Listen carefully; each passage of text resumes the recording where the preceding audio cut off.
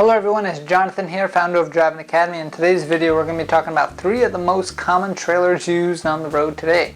So if you're looking to get a CDL license, that means you're going to probably want to get yourself a CDL Class A, which means you get to drive these big tractor trailers, which means tractor and trailer. Today's video is all about those trailers.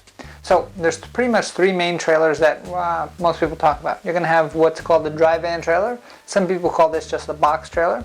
You're going to have what's called the reefer trailer, or a refrigerated trailer, or you're going to have what's called a flatbed trailer. And that's what this looks like right over here.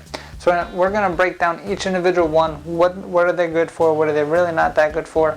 And we're going to educate you on trailers today. So the first thing, the most common trailer that's out there is going to be this dry van trailer here. So this dry van trailer is the most common simply because it's able to transport the most things. Most of the things that are transported in trailers itself are things going to a warehouse in most cases, which means that they're going to be put on a pallet, put in boxes, and shrink wrapped around to make sure that everything stays in order in most cases, right? So your Amazon trailers are going to be these dry van trailers. If you see those blue Amazon trailers that look like this, those are all dry van trailers because they're transporting things. And why is a dry van trailer important? One, you can actually go as long as the trailer is. So in most cases, the biggest trailers that are legally allowed would be 53 feet. And then you can go as high as you want, and it's all covered. So that means you don't really have to worry about the weather. If it rains, if it snows, doesn't really matter. All that material inside of that trailer will stay nice and dry. The only downside is if it's super hot outside, it's going to be hot inside. If it's super cold outside, it's going to be cold inside. There's no real insulation there. But most products that are transported don't really have to worry about the temperature itself, because they're anything that you can think of, anything that you bought in the store, except for food, of course, is probably going to be transported in one of these dry van trailers itself. And this is the most common trailer that is used, and for that, it is the cheapest trailer to purchase.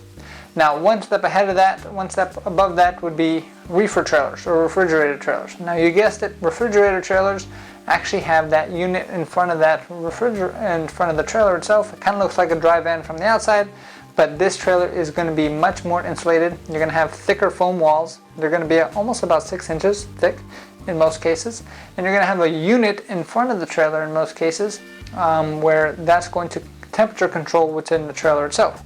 Now you might be thinking, well, that's going to make sure that everything stays cold at all times. Well, that's incorrect.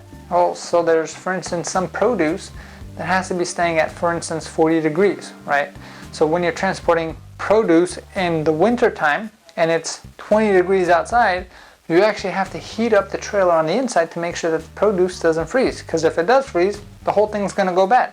So all that means temperature control. Whether it's hot or cold, those refrigerated trailers are most commonly used for food, but if they're transporting anything else that needs to have a temperature control, those are the trailers that are going to be the ones that are used.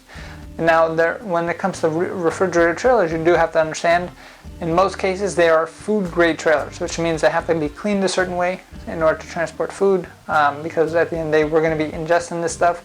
And most of the time, for your guys' knowledge, when they're actually backing up into a warehouse, and it is dirty, that warehouse can say, hey, we're not going to load you up because this is not food graded right now. You got to go clean it up and then come back. So that's going to keep you safe, keep them safe as well, and make sure that there's no fines going on. So that's one thing that you should be lucky for when you go to the supermarket and grab your produce. But like I said, it's not just to keep cold, it's also to keep hot if it is too cold on the outside. Now, the last set of trailer that we're going to talk about is the flatbed trailer. So flatbed means it's just a bed, which means it's just the bottom. There's no walls and there's no roof. This gives you the ability to transport more, I guess, unconventional things. Also, this is great for construction equipment. The reason is you can actually take a forklift or any kind of unloading vehicle that you want and go right to the side of the trailer and take it right off the trailer itself, versus those reefer trailers or the box trailers or dry van trailers. You always have to go in through the back and unload and back yourself up, right? So it's much easier to unload something from a flatbed trailer. Again, with this stuff, it is going to get rained on, it is going to get snowed on, In most of the cases, you're going to have a tarp if you want to be driving one of these things. Flatbed trailers actually wind up paying more. You actually have more versatility. Probably have the biggest versatility with flatbed trailers. Of course, you're not going to be transporting food, but in many cases you can actually transport normal merchandise on a flatbed trailer as long as you tarp everything. But it is a lot more work as well. So for instance, to kind of give you an example, a dry van trailer, you just load the stuff up, close the doors, make sure that your load is secure, make sure that the weight is even, and then you're ready to rock and roll. On a flatbed trailer, no matter what you're transporting, you either need to tarp it or you got to strap it down. So that's extra work that you're going to have to do.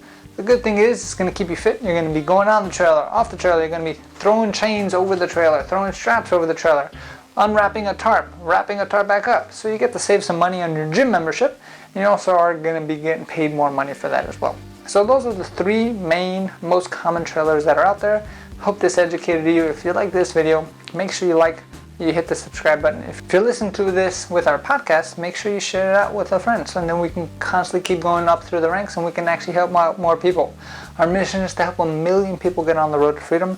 What's more free than driving where you want to go and making more money while you're doing it? So one more time, give us a call, 908-525-3609, or check out our website at CDLDrivingAcademy.com. There you're going to see all the information about our school. You're also going to be able to take a virtual school tour, and it's going to give you different specific pricing as well. So one more time, give us a call, 908-525-3609, or check out our website at CDLDrivingAcademy.com. Again, that's CDLDrivingAcademy.com. Thanks. Hey, thank you so much for watching this video. If you like it, make sure you hit that like button. Also, subscribe to our channel. It's really going to help us out. Click on that button.